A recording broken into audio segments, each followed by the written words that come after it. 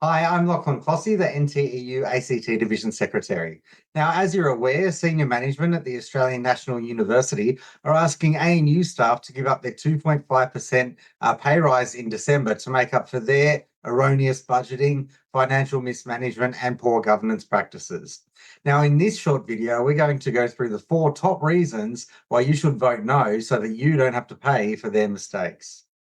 Reason number 1, no equity. Now, ANU's Vice Chancellor, Genevieve Bell, sheepishly admitted before Senate estimates recently that her salary is slightly over $1 million a year.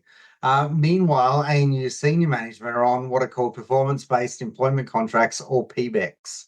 Now, all of these staff who are on PBECs, they'll have the optional choice whether they forego the pay rise or not. Meanwhile, all the staff covered by the enterprise agreement, they won't get a choice. Once that goes through, it'll affect everyone. It'll take no account of individual circumstances. Now, many ANU staff are not highly paid. They might be part-time, they might be single parents, they might be carers, they might be supporting family with special needs. So even if you can afford to give up your pay rise personally, voting yes also commits all of those colleagues to giving up theirs as well. Vote no, because not everyone can afford it. Giving up the next pay rise also means anyone who is made redundant will get a smaller payout, and it will also have a lasting effect on UniSuper defined benefits for those people nearing retirement. Reason number 2, no respect. When we make an agreement with ANU senior management, we expect them to keep their word. And the enterprise agreement they're seeking to vary is less than 12 months old. We're being asked to give up hard-won pay for nothing. They're not being upfront with you. ANU is refusing to put a total number on job losses out there publicly and are not saying how many jobs they think that this measure would save. Instead, we're getting waffle about how this is a 15-month reset. And despite obvious financial mismanagement and poor governance, and to use ANU's words, erroneous budgeting, the Chancellor, Julie Bishop, appeared to blame staff for ANU's financial predicament by referring to you as inefficiencies. Meanwhile, they're only now deliberating about measures like canning business class travel. It's disrespectful, and it's another reason that you should vote no. Reason number 3, no protections. We've been here before. You might remember that during COVID-19, then Vice Chancellor Brian Schmidt asked staff to defer 2 pay increases to save jobs. ANU staff narrowly voted to do that, with many believing they're ensuring job security for their colleagues. But only months later, the ANU recovery plan was announced with 465 proposed redundancies. How gullible do they think ANU staff are? Do they think nobody remembers? And there's a big difference between a financial crisis caused by COVID and one that's caused by ANU's financial mismanagement.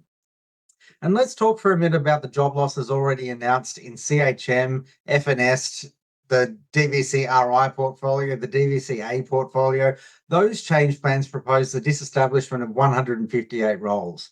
What ANU are effectively saying is that giving up your pay rise will save jobs, but not those jobs.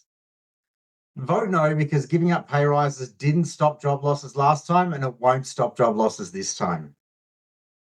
And reason number 4, lasting consequences. ANU are happy to play word games saying that foregoing a pay rise is not the same as a pay cut, but the impact is the same. Your pay will be less than it otherwise would have been. You can see here the table of what you stand to lose as at the end of the agreement, and you'll continue to lose that every single year. This is not deferring a pay rise like last time, this is giving it up altogether. You would effectively be forced to donate thousands of dollars to ANU every year to make up for their financial mismanagement.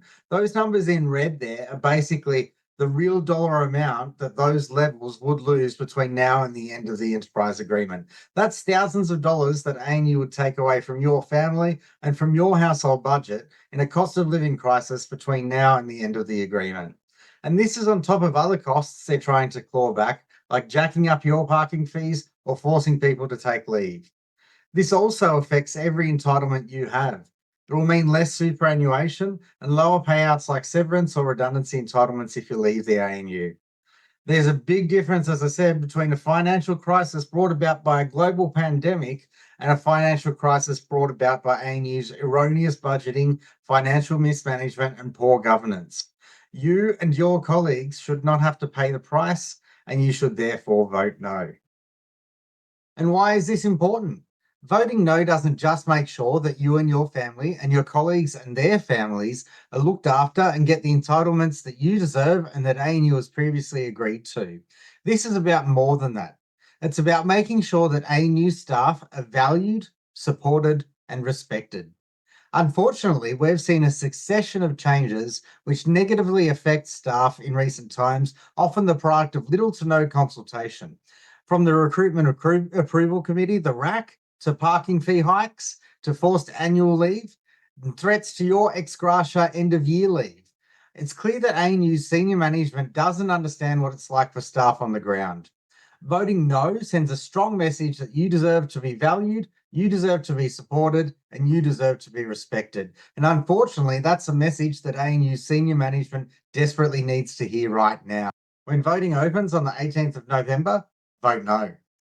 And finally, we're stronger together. It's clear that ANU is going to have challenging times ahead. What's really good is when you can be there as a source of support for your colleagues, to be someone that your colleagues can rely on. In turn, it's good to be able to rely on your colleagues and be supported by them as well. That's what being union is all about. And if you're not yet a union member, we encourage you to join at nteu.au/join. Now, if you've got any questions about this presentation, about the vote, or about the union in general, feel free to email us at any time at anu@nteu.org.au, and myself or one of our team will get back to you ASAP. Okay, I'll leave it there. Thanks very much.